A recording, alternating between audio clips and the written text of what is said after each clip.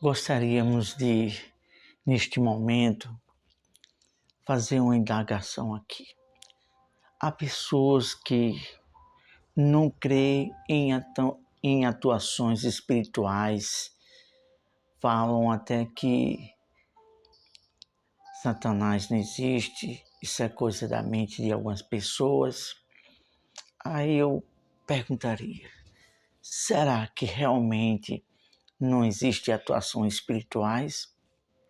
Será que realmente é coisa da mente das pessoas? Pois é, nós vamos ver isto aqui no canal A Palavra à Luz da Verdade. Neste momento, iniciaremos com a oração. Amado Pai e Deus, em Tuas mãos nos colocamos na sinceridade, na pureza, na franqueza, meu Deus, de levar a Tua palavra com seriedade e firmeza daquilo que o Senhor é e daquilo que nós cremos e estamos firmados em Tua palavra. Abençoe para a Tua glória, no nome amado de Jesus. Pois é, muitas pessoas ignoram as atuações espirituais. Teríamos muito algo que dizer a respeito disso, mas o tempo é limitado, não queremos ser prolixo, nem se estender demais. Uma palavra só para o bom entendimento já basta. E vamos fazer isso com a ajuda do amado Espírito Santo, da forma mais simples, objetiva e rápida o possível. Então vamos lá. O assunto que prometemos trazer nesta quarta-feira, dia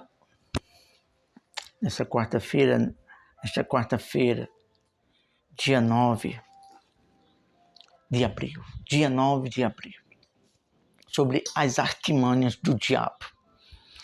Eu vou citar aqui rapidamente e depois vamos entrar no assunto. 3 exemplos apenas de pessoas que foram perseguidas, que tiveram investidas do mal. Depois vamos falar de uma forma reveladora, de uma forma não teórica, na forma prática, para que seja mais compreensível de cada um de nós entender. Na teoria, vamos lá.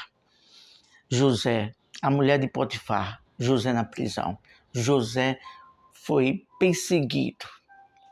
O mal ali estava tentando ele de todas as formas.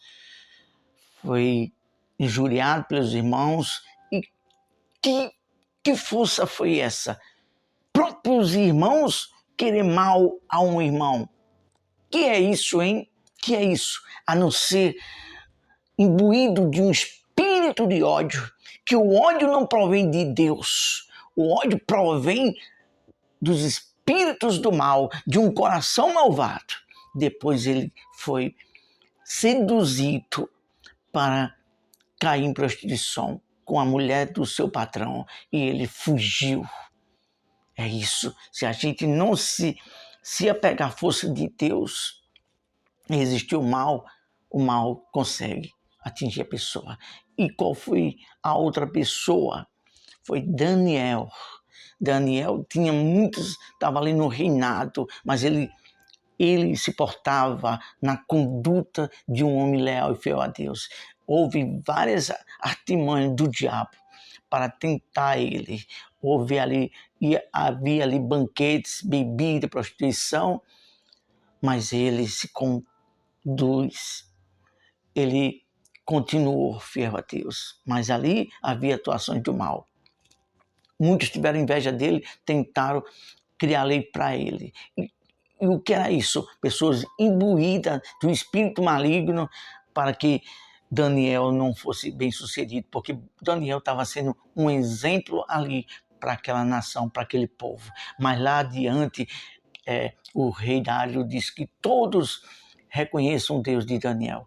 Qual foi a outra pessoa que o diabo quis de todas as maneiras, que é nessa meditação nós vamos nos ater mais a esse exemplo dele, foi o apóstolo Pedro. Satanás quis se andar, usava muito sentimento. Então o diabo ele usa muitos sentimentos, sentimentalismo, porque é uma das armas dele para tentar neutralizar a fé.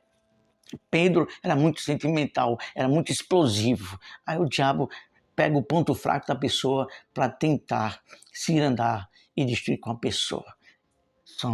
São esses 3 exemplos que citamos que há atuação por trás de situações e que as pessoas não se atêm a isso porque não têm o discernimento espiritual. Vamos lá então, nas próximas meditações falaremos mais um pouco sobre o discernimento espiritual das forças malignas. Vamos lá então. Temos como base aqui dessa meditação de hoje Hebreus capítulo 12, versículo 1 e 2.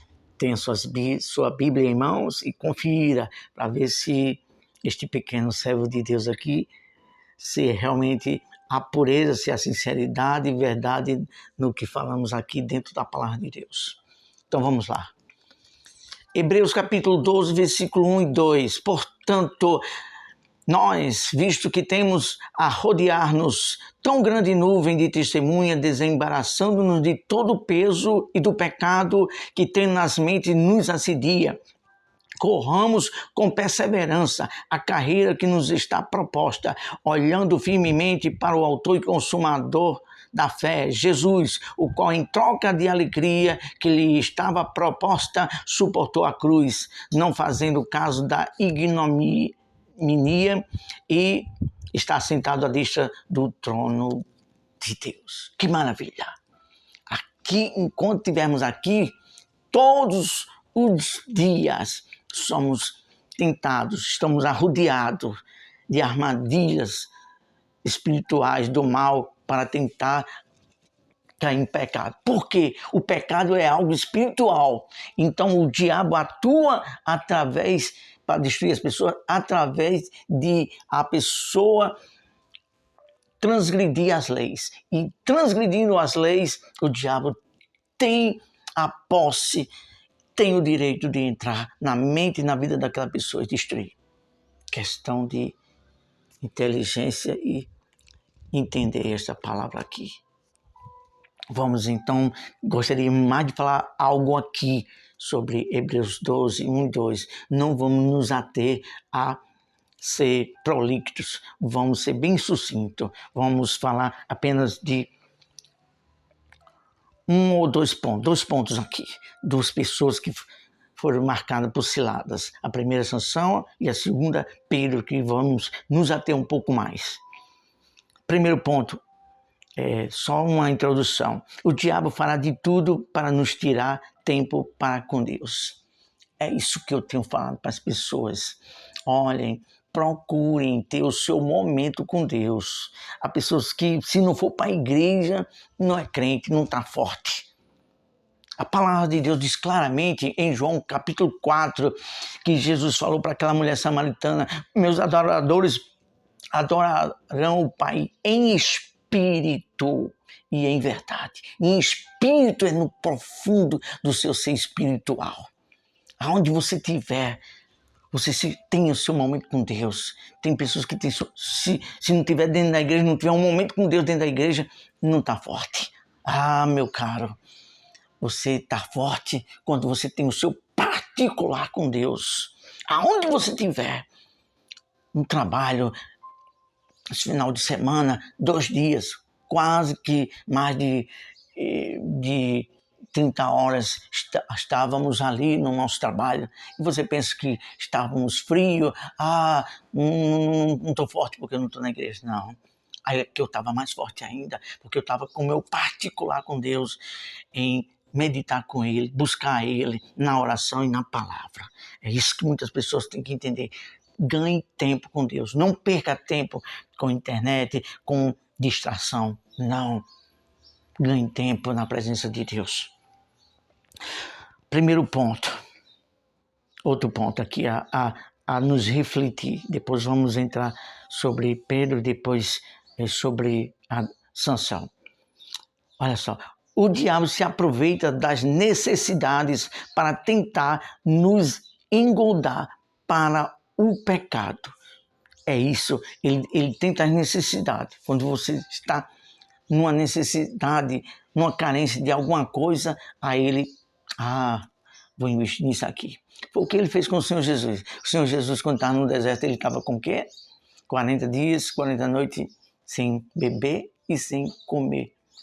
Aí o diabo, bom, vou tentar aqui. Ele está com fome. Olha, se tu és Deus, ó, fala para que essa espécie se transforme em pão. E aí Jesus, você tem que estar no Espírito e repreender quando vem a investida. O Senhor Jesus disse assim, está escrito, você só vence o diabo com a palavra e com sua conduta ilibada de santidade com Deus.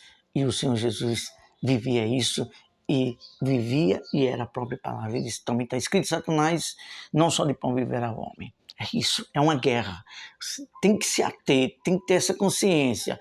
É uma guerra espiritual. Na guerra ninguém pode brincar de sentimento, de emoção. Não, levar a sério. A vida de irrepreensividade e viver diante de Deus com sinceridade. A esse respeito está escrito em 2 Pedro 2,14, que não íamos ler não, mas vamos ler.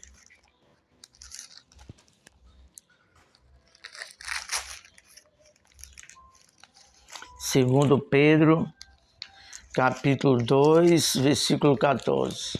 Segundo Pedro, capítulo 2, versículo 14. Tem a sua Bíblia em mãos.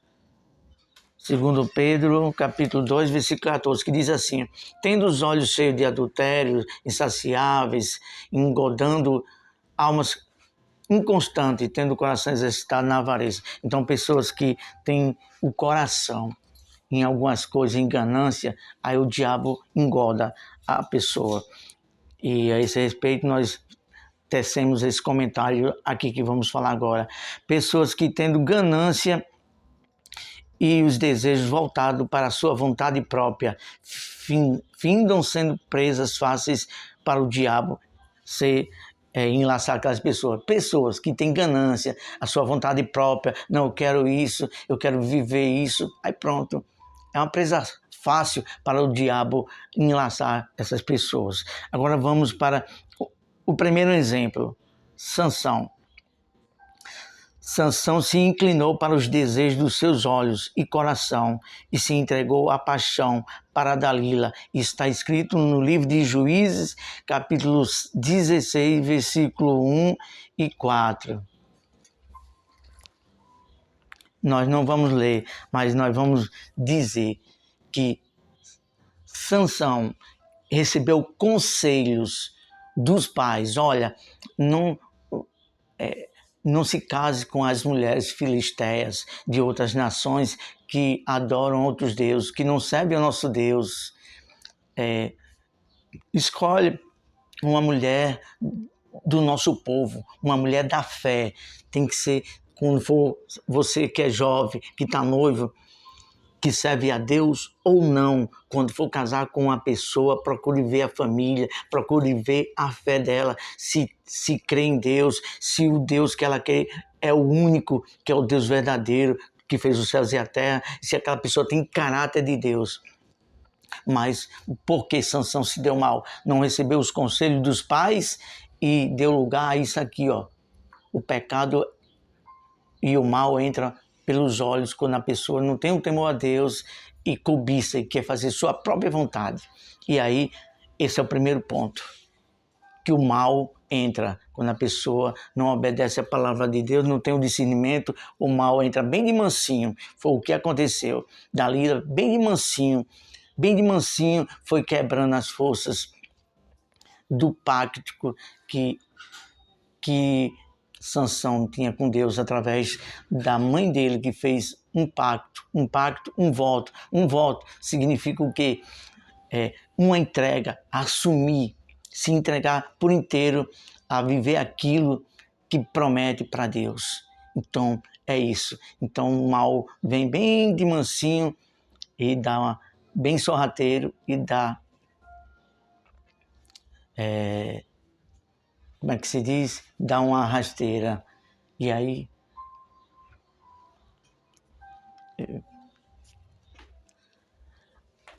nosso amigo aqui está aqui com a gente, nosso amigo Iseu, vai participando também dessa meditação. Pega ali uma cadeira para você sentar aqui ao nosso lado. Então é isso. Tem que ter muito cuidado, que são forças espirituais. Com forças espirituais ninguém se brinca, porque Satanás, que era Lucifer, há muitos anos habitava, e os demônios, que eram outros anos, há muitos anos, eles conhecem tudo sobre a vida, conhecem o que é a fraqueza, conhecem o que é a força espiritual. Então, ele sabe que quando você estiver com a vida toda entregue, vigilante, na sabedoria, ele sabe que ele pouco vai ter tempo de atingir você. Mas se você é uma pessoa que dá mole, que não leva a sério o pacto de compromisso de fidelidade com a palavra, não vigia pensamentos, emoções, mágoas, distrações, aí você será uma presa fácil para as forças espirituais do mal atingir a sua mente e fazer um laço e derrubar, destruir sua vida e por final levar ao inferno. Poxa, íamos falar coisa pouca, mas aqui vai fluindo.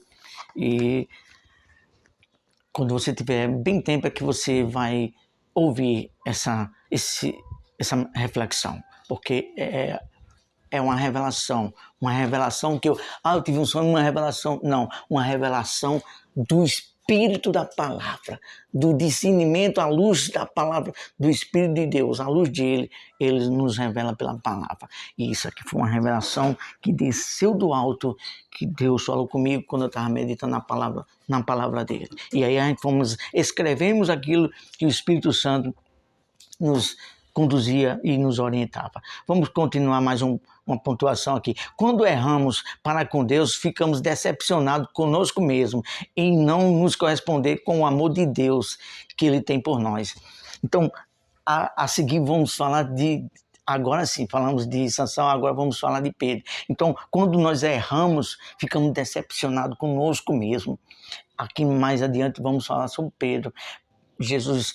Pedro, muito emocionalista, muita emoção, muito explosivo, disse: Senhor, onde o Senhor for, eu vou. Eu estou pronto para dar minha vida. Eu vou onde o Senhor for. Estou aqui, porque daí vier. Aí Jesus falou bem serenamente: Pedro, cuidado. Antes que o galo cante, me negarás 3 vezes. E mais, bem antes, o Senhor disse para Pedro: orei a ti ao Pai, para que o diabo não se irandasse com a tua vida.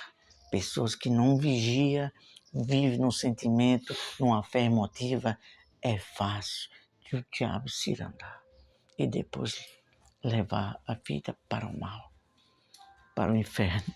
Continuando, exemplo disso foi o apóstolo Pedro, né? Quando Jesus disse, a gente já adiantamos que ele ia negar 4 vezes, mas qual foi a diferença e qual é a diferença, meu amigo Iseu, de uma pessoa que erra e não